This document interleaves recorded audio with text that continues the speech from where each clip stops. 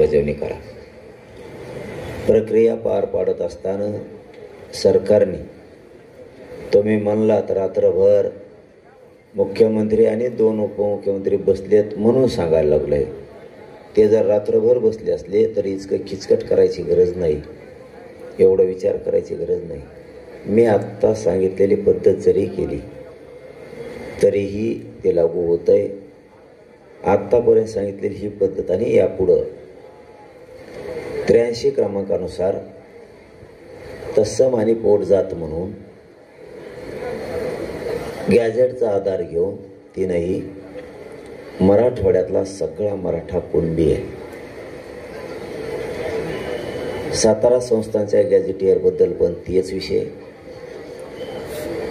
असं करून आपण उद्यापासून गावागावात किंवा तालुक्यात, जिल्ह्यात प्रमाणपत्र वाटप करण्याचं अभियान सुरू करू शकता.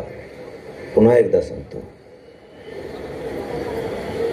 83 क्रमांकानुसार त्या आधारे पोटजात, उपजात म्हणून, तत्सम जात म्हणून गॅजेटियरच्या आधारे गॅजेटियरला मंजुरी देऊन त्या आधारे राज्य मागासवर्ग आणि समितीच्या अहवालाच्या आधारे तुम्ही 2012च्या कायद्यानुसार 2012च्या कायद्याच्या आधारानं गॅजेटियरच्या आधारानुसार आम्ही हैदराबाद गॅजेटियर, सातारा गॅजेटियर, बॉम्बे गव्हर्नमेंटचं गॅजेटियर लागू करत आहोत. त्याची तात्काळ अंमलबजावणी करत आहोत. उद्यापासून प्रमाणपत्र वाटप करण्याची जिल्हाधिकारी महोदय, राज्यभरातले तहसीलदार महोदय यांना निर्देश देत आहोत की उद्यापासून आपण प्रमाणपत्र वाटप सुरू करावेत. मराठवाड्यातला मराठा हा कुणबीचे, तेच सातारा संस्थान आणि बॉम्बे गव्हर्नमेंटला लावून आपण ते करू शकता. इतकी सोपी प्रक्रिया आहे. त्याला रात्रभर मुख्यमंत्री आणि 2 उपमुख्यमंत्र्याला जागायची गरज नाही. तरी पण त्यांच्याकडे कायदेतज्ञ आहेत, त्यांच्याकडे महाधिवक्ते आहेत, त्यांच्याकडे लागणाऱ्या सगळ्या प्रोसिजर आहेत. तरी रात्रभर जागायची गरज नाही. केसेस सरसकट मागं घ्यायला विधी व न्याय विभागाला तो अधिकार आहे. ती प्रक्रिया ते पार पाडू शकतात. बलिदान गेलेल्या कुटुंबाचा विषय मुख्यमंत्री सहायता निधीचा आहे, तो पण साधा विषय. नोकऱ्या द्यायच्यात, इथून पाठीमागत दिलेल्या आहेत बलिदान गेलेल्या कुटुंबाला, आताही दिल्या पाहिजेत. मला तर अशी माहिती मिळाली, रात्री पुन्हा एक आमचा बांधव मुंबईत अटॅक येऊन वारलाय, त्याचं बलिदान गेलं. देवेंद्र फडणवीसांमुळं 3रा खून झाला आहे आमचा आत्तापर्यंत. देवेंद्र फडणवीसला आईला बोलल्यावरती राग येतो.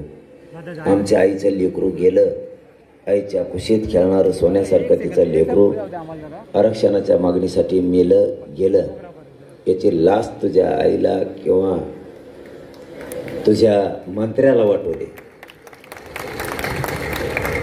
कारण देवेंद्र फडणवीसला जर दुःख झालं तर आमच्या नेत्याला दुःख होतं. मराठ्याची पायदाशी ती म्हणते, 6 नकुळे आहे का नाही का 6 नंबरचे काय माहीत. पण आमचे पोरं मुले देवेंद्र फडणवीसच्या आईला, त्या मायमाऊलीला आमचं सांगणं आहे, आई जसं तुमचं देवेंद्र फडणवीस लेकरू आहे तसं आमच्या आईचं काल लेकरू देवेंद्र फडणवीस साहेबांनी हिरावून घेतलं. आई एक शब्द तरी त्या लेकराबद्दल बोलतात तर या लेकराबद्दलही बोला अशी आमची अपेक्षा. गरिबाचं लेकरू पायपीट करीत करीत आरक्षणाच्या न्यायासाठी मुंबईला तुमच्या पोराच्या दारात आलतं, पण तुमच्या पोरानं त्याचा खून केला, न्याय तर दिलाच नाही. त्याला अटॅक येऊन मेलं म्हणजे त्याला खूनच म्हणलं जातं. देवेंद्र फडणवीसच्या आई माऊलीला आमचं तेच विचार नाही. तुमच्या लेकराबद्दल तुम्हाला जितक्या वेदना होत्या, आईचं काळीज तुम्ही देवेंद्र फडणवीसची आई आहात. आईचं काळीज तुम्हीच जाणू शकता, दुसऱ्या सुद्धा आईचं काळीज कसं असू शकतं. त्या आईचं काळीज किती जळालं असेल की तिचा पोरग सोन्यासारखं तिच्या कुशीतून निघून गेलं कायमचं. एकदा तरी मायेचं छत्र शब्दातून देवेंद्र फडणवीसच्या आईनं आणि देवेंद्र फडणवीसनी व्यक्त करावं एवढीच आमची भावना आहे. गेलं आमचं लेकरू शेवटी, पण तुम्ही नाही आरक्षण दिलं. इतकं आमचा जीव आई, इतका आमचा जीव तुमच्या पोरानं स्वस्त केलाय का? ह्या मराठीच्या लेकरानं कुठंही मरावं आणि त्याच्यावरती तुमच्या पोरानं म्हणजे देवेंद्र फडणवीसने हसावं, इतका स्वस्त आमचा जीव झाला का? आणि इतकी बिकट परिस्थिती तुमच्या पोरानं उभा केली म्हणजे हिटलरशाही आहे का? कारण आणखीनही वेळ हातातून गेलेली नाही. आम्ही हक्काच्या पलीकडे मागत नाही, पण राजकीय स्वार्थापोटी तुमचं पोरग कुठल्याही थराला जायला लागलं, ती वेळ आई येऊ देऊ नका.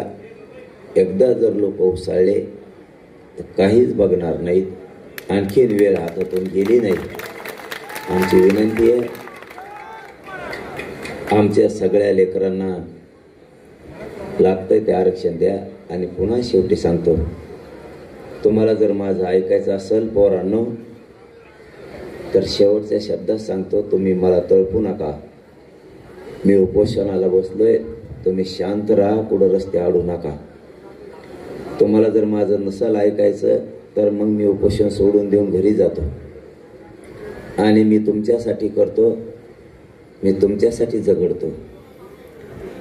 माझं अंग थरथर कापताय आता, इतके हाल चालले शरीरात तुमच्यासाठी.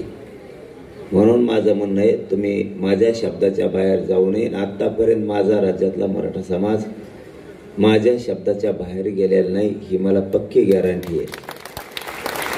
मी माझ्या समाजावर, माझ्या मुलाबाळापेक्षा, आईबापापेक्षा जास्त प्रेम माझ्या समाजावर करतो मी. आणि समाजसुद्धा माझ्यावर त्यांच्या लेकरापेक्षा जास्त प्रेम करतो. म्हणून माझी तुम्हाला हात जोडून विनंती आहे, इथं बसलेल्या आणि बाहेर असलेल्या पोरांना, तुम्ही संयम, शांतता ठेवा. कुणीही कुठेही कसला धिंगाणा करू नका. इथं आझाद मैदानला येऊन बसा आणि आपल्या ग्राउंडवरच्या पोरांना सांग नाही की माझी ही तळमळ आणि तळतळ तुम्ही त्या CSTला इकडं तिकडं असणाऱ्या पोराला जाऊन सांगा, आपल्या पाटलाला त्रास द्यायला नको, पाटलाला त्रास होईल असं आपल्याला पाऊल उचलायचं नाही. तुम्ही आझाद मैदानला सगळे चला. हे इथं बसलेल्या अस्सल खानदानी माझ्या विचाराच्या पोरांनी मी सांगितलेला संदेश त्यांना द्यावा आणि मुंबईभर सगळी शांतता ठेवावी. तुम्ही फक्त शांततेत कुंकड फिरा, पण शांतता ठेवा, माझं हे म्हणणं आहे. म्हणून तुम्ही पुन्हा सांगतो, सगळ्याला जाऊन सांगा की शांतता राहू द्या, आरक्षण घेऊ. आणखीन आपल्या टप्पे सुरू झालेले नाही आहेत. ज्यावेळेस खरी वेळच येईल त्यावेळेस आपलं तुम्हाला सगळ्याला माहिती आहे, अख्खा महाराष्ट्रातला मराठा मुंबईकडे येणारे ज्यांनी त्यांनी ज्याची त्याची तयारी केलेली, फक्त ते वाट बघतायत ते टप्पा कधी येतोय. इतका समजदार माझा समाज झालेला आहे. आता हुल्लडबाजी करत नाही. फक्त पोरांना जाऊन सांगा, माझा निरोप. पाटलाला डाग लागल, पाटलाला त्रास होईल असं एक काम करायचं नाही. जे कोण रस्त्यात उभं राहिलेत, गाड्या लावल्यात, त्यांनी मैदानाला लावा आणि तुम्ही आझाद मैदानाला चला. असं सगळ्यांनी माझ्यावरचं काम करावं, हे सगळ्यांना माझं विनंतीपूर्वक सांगणं आहे. मला विनंती करायची वेळ माझ्या समाजाला येऊ नये अशी माझी अपेक्षा आहे.